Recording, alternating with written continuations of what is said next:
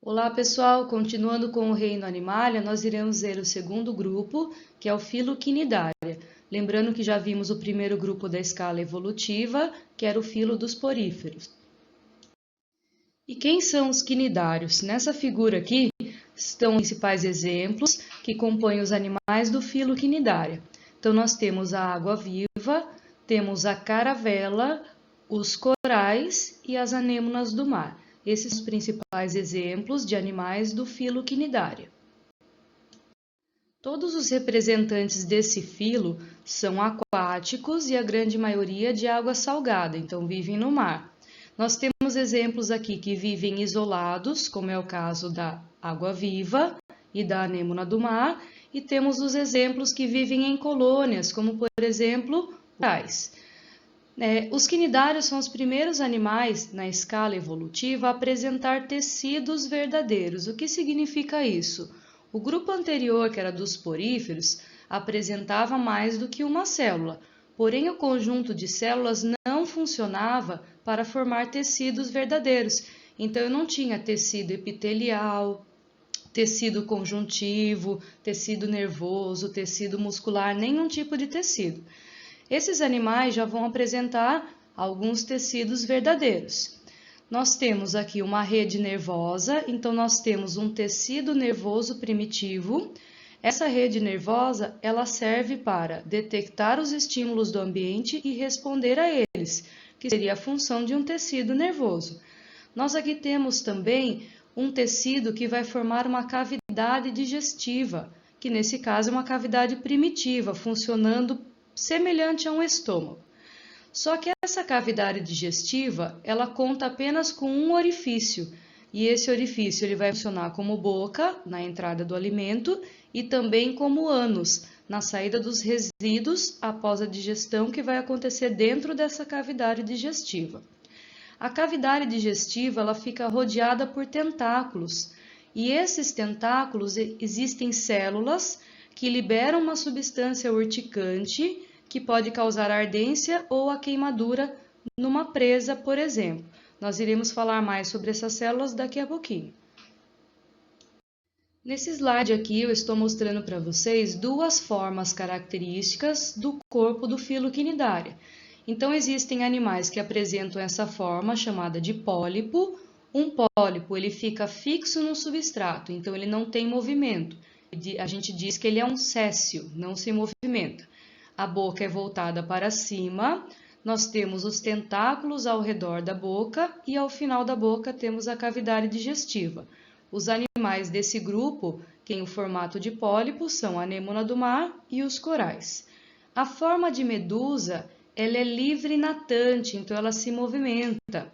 Nós temos a boca voltada para baixo, ao redor da boca também os tentáculos, e ao final da boca nós temos a cavidade digestiva. Nessa forma de medusa nós temos a água-viva, que é exemplo desse filo aqui.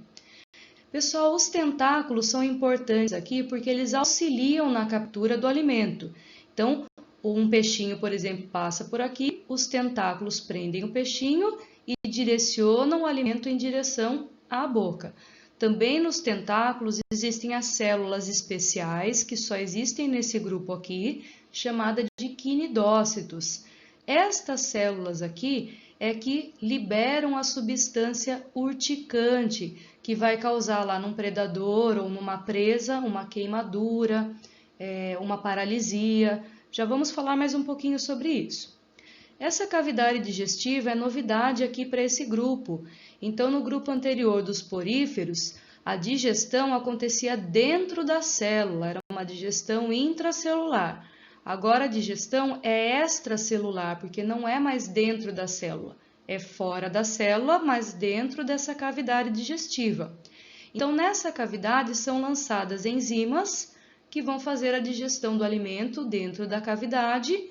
Esses nutrientes vão ser absorvidos e a digestão vai finalizar dentro das células. Então, nós temos a digestão extracelular e também intracelular. Os resíduos da digestão vão ser eliminados pela boca, então, nesse caso, a boca funcionaria como ânus. Há uma célula especial encontrada apenas no filo quinidária, que é a célula chamada de quinidócito.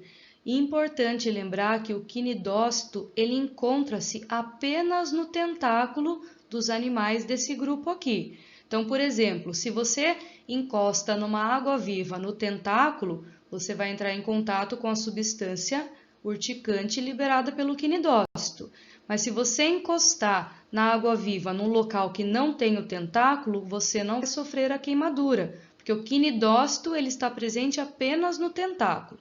Então, aqui eu tenho um quinidócito em repouso.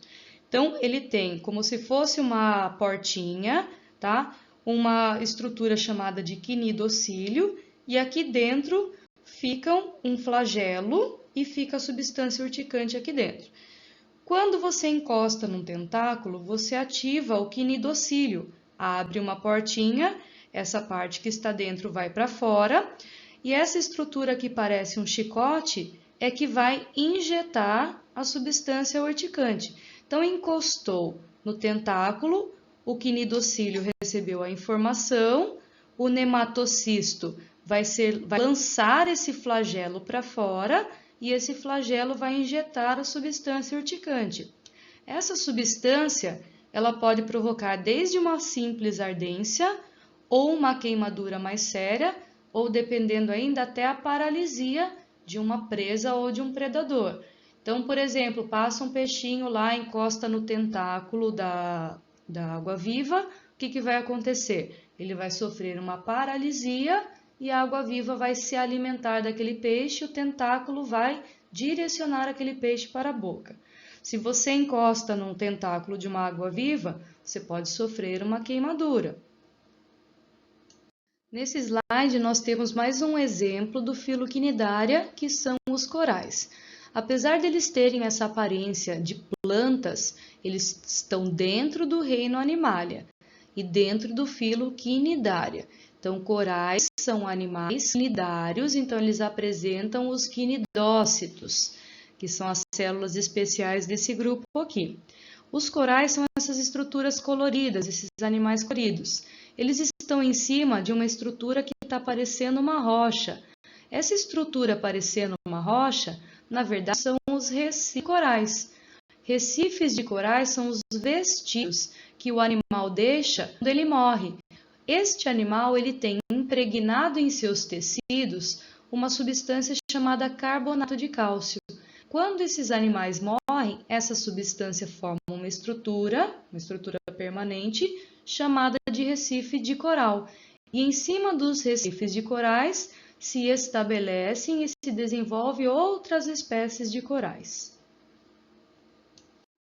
Um outro exemplo do filo quinidária são a anêmona do mar. Então, a anêmona do mar é essa estrutura aqui cheia de tentáculos, tá? É um animal, reino Animalia.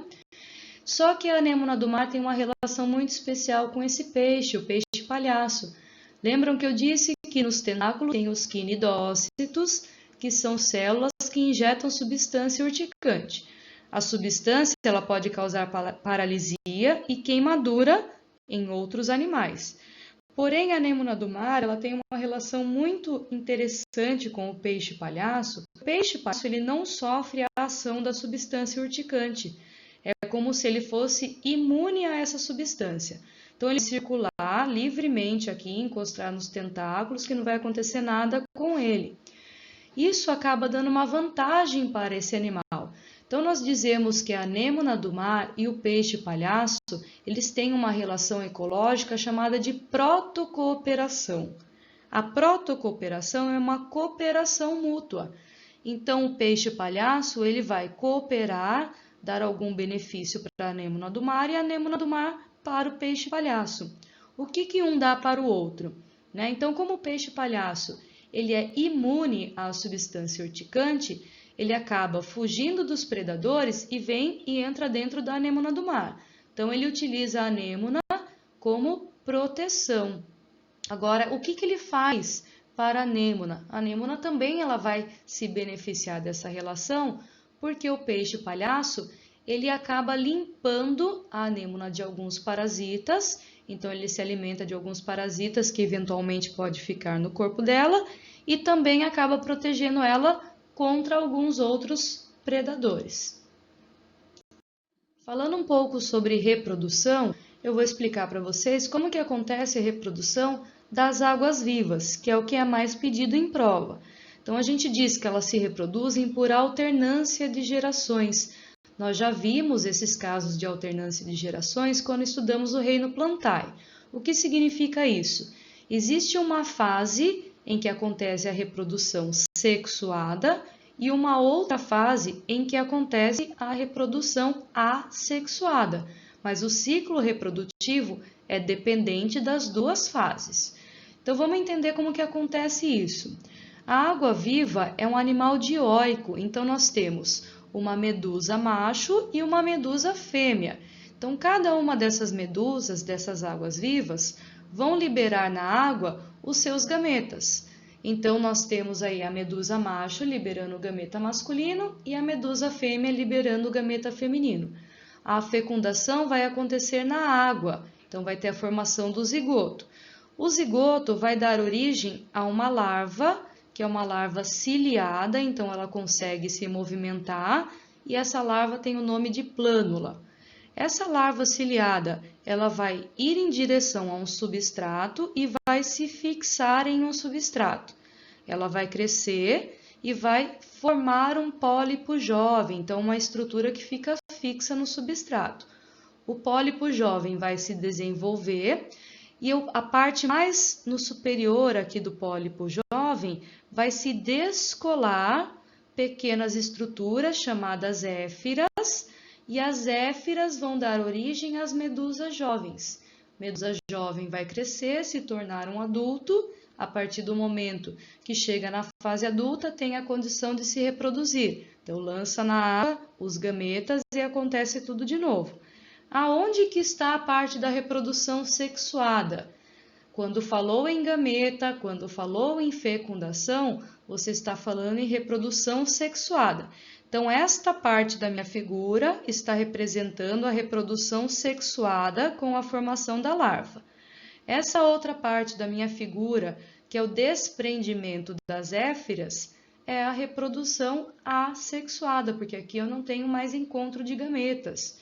Então, o desprendimento das éfiras para formar as medusas jovens é a parte da reprodução assexuada dentro aqui da reprodução das águas-vivas.